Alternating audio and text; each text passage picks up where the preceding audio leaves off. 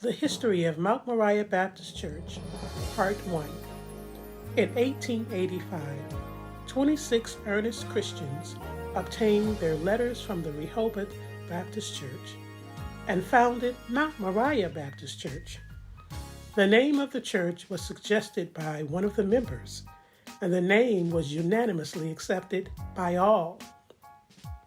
The church was recognized on Monday, July 13th, 1885, when a council of pastors and delegates from 12 Baptist churches declared the existence of Mount Moriah Baptist Church of Washington, D.C.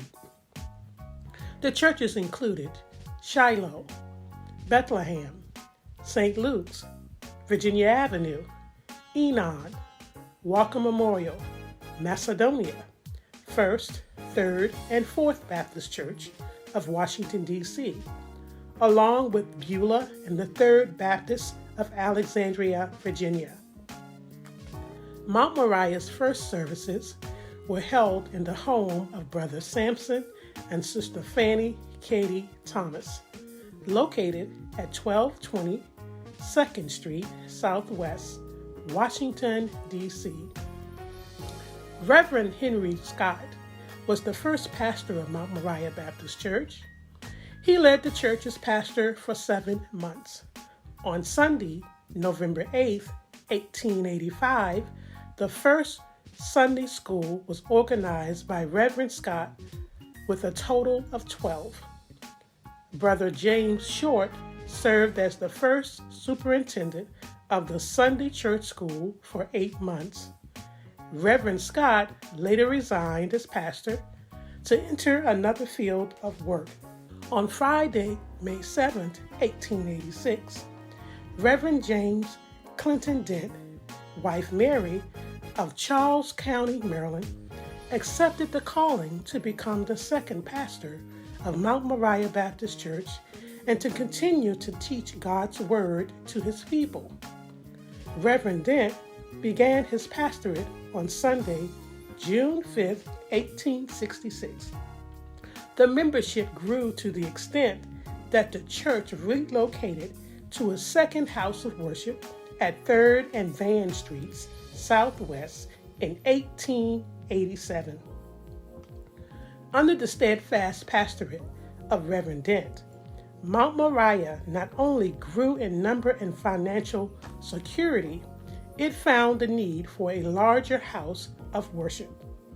In 1891, a new edifice was built and became the third house of worship at 2nd Street between M and N Streets Southwest.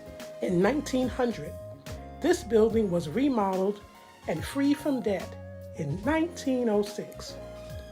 Reverend Dent remained pastor for 22 years, 5 months, and 2 days. He was called from labor to reward on Saturday, November 7, 1908. Reverend Dr. James Harvey Randolph, wife Alberta, of Tidewater, Virginia. Dr. Randolph preached his first sermon at Mount Moriah on Sunday, April 3, 1910, and was selected to be the next pastor on April 11th. On Thursday, May 5th, 1910, he accepted the pastorate and Dr. Randolph was officially installed on Sunday, July 24th, 1910. Dr. Randolph began his pastorate by revising the church structure and enhancing the ministries. His zeal for education and instruction led to the conception of midweek Sunday school teachers' classes.